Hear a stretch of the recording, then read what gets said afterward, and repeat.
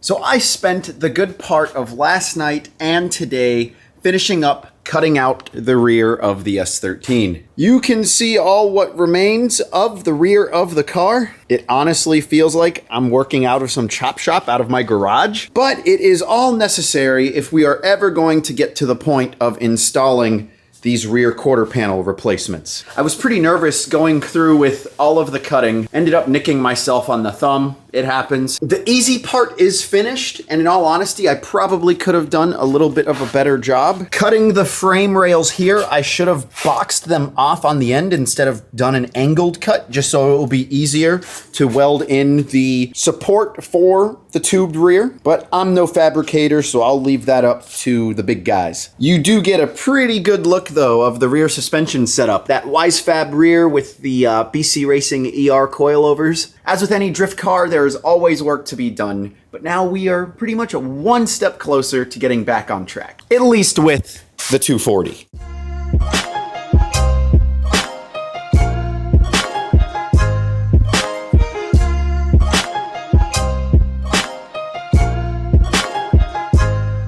Now in these packages, we have a fuel cell and our Nuke Performance CFC unit. So let's get to unboxing them.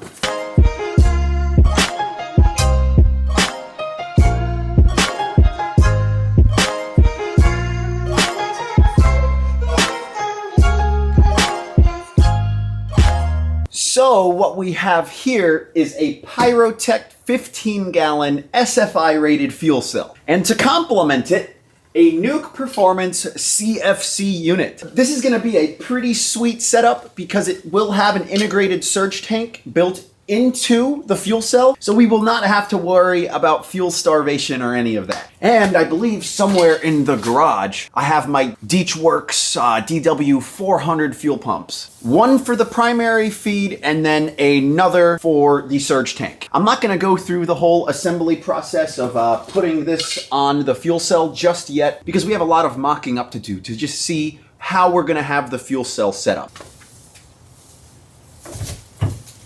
Now, obviously, this isn't an ideal placement because I will have to factor in a firewall of some sort, which I don't know how we're gonna do, but I would love to have the fuel cell mounted right up above the subframe, just so all of that weight is loaded right onto the suspension. Most of the drift guys in the past have mounted their fuel cells right behind the subframe, but then at that point, you have weight behind the axles, and that can affect some characteristics in drift, but I feel like the most ideal setup would have it right over the subframe. Now, I realize you guys might consider it overkill to go to this extent, but for a Pro-Am Ripper, I think we're doing everything just about right. A big decision, though, is now figuring out if I want to go ahead and mount the radiator in the rear as well. I'm balancing in between the do it once, do it right, and if it ain't broke, don't fix it. It just tends to overheat. So maybe putting the radiator in the rear and then getting some nice fans to promote that airflow, it might fix those issues, but I don't know. And let's be real, I just want to drive. Obviously, we're gonna have to get rid of the glass in favor of a plexiglass replacement. And then, like I mentioned, the firewall is gonna be pretty weird to get in there. That's the one downside about the hatches. The coupes, you don't have this issue. But if you guys have any recommendations on setup, I would love your input. But yeah, seriously, the 240 just looks so weird with the back half cut out. I really shouldn't bite off more than I can chew. I mean, obviously, we still have to finish the FRS, but the way I see it, I just want to get back out and drift. I could take the Z, but the S13 is just so much more fun. You know, you got that V8 power.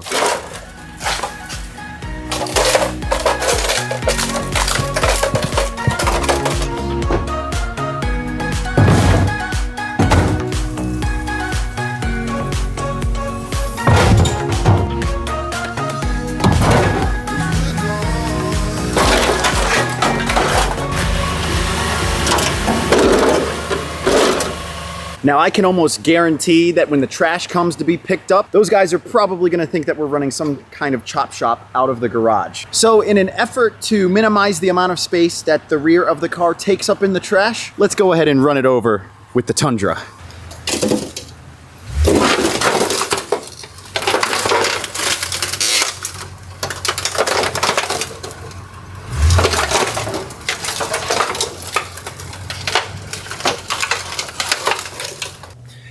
Again, this just feels wrong. I think we'll get enough space now.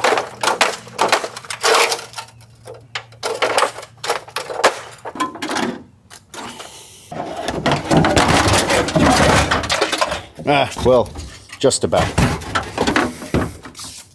Close enough. Okay, enough talk about the 240 because we have a very special guest in the house. Drift Dad.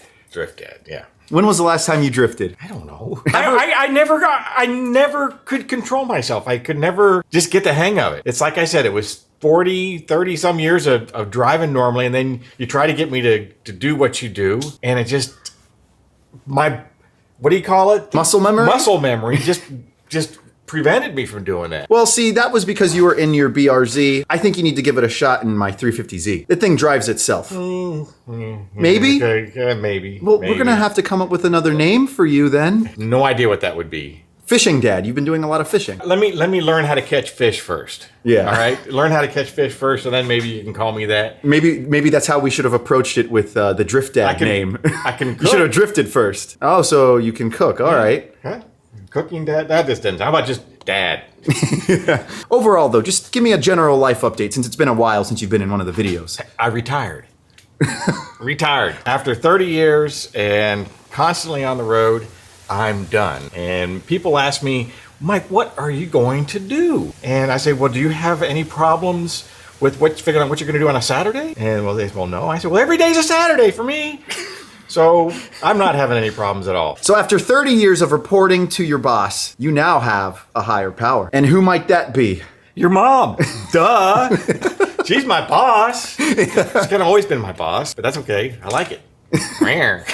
What plans lie for you, Drift Dad? Well, hopefully I can learn how to fish. When I say learn how to fish, I'm done with boats. Had boats for 25 years. We had boats and kind of done with that. I want to learn how to fish without a boat. And that means like fishing in the surf. We live here in Florida. We're 10 minutes from the beach. And if I could just learn how to surf fish. Other people are successful, but I've always just sucked at it. So I'm watching a lot of YouTube videos. Maybe I'll figure that out. Maybe I'll be able to start bringing dinner home every once in a while. So if any of you viewers are good at surf fishing, please hit us up because we need some tips. Need some tips. Now I do watch, who was that Bama Beach Bum guy in Alabama, but that's a little bit different. The surf is a little bit different. Yeah. Well, I hope we can get you behind the wheel of one of the cars soon and give it another chance at getting the Drift Dad name back. And try to get rid of that muscle memory.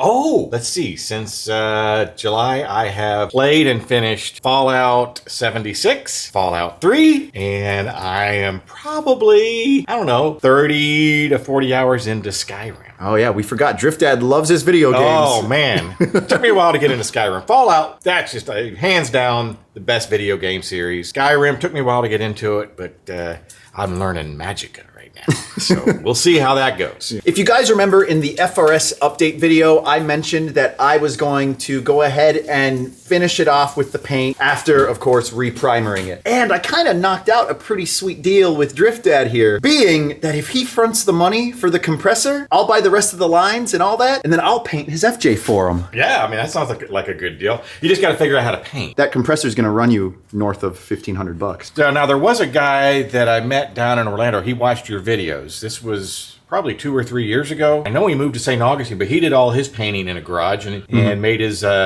booth in the garage. So I don't know if we need to figure out who that was and get some tips because supposedly he lives here in St. Augustine now. He could potentially be a great resource. But yeah, I just hope you are ready to front that money because it ain't gonna be that cheap. Well, you said it was only gonna be like $6 or $7, right? Yeah, no. You wish. Or $8. I mean, the way I see it, if we can scoop one on Black Friday, you find one for north of $1,000 instead of having to pay $4,000 to get the FJ painted. In essence, you're making out pretty cheap. You're saving $3,000. And that paint job includes you doing all the work, right? Yeah, I'll do all the prep work. And I can play Skyrim. Yes. Okay. So we have a deal? Deal. There we go. All right. Nacho, you have been extra whiny and hyper today. What is up with you? You must be hungry, huh? You want to go eat? I saw this video that I've always been wanting to replicate where this woman was feeding her chihuahua and instead of giving it its normal portion of food, only gave her like 1 or 2 little bites of the dog food. So I want to try that on Nacho and see if he overreacts. He's such a sweet dog, though. I don't think he would. Oh, he's hungry, huh?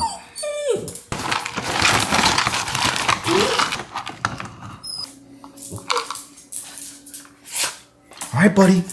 It's time to eat. What?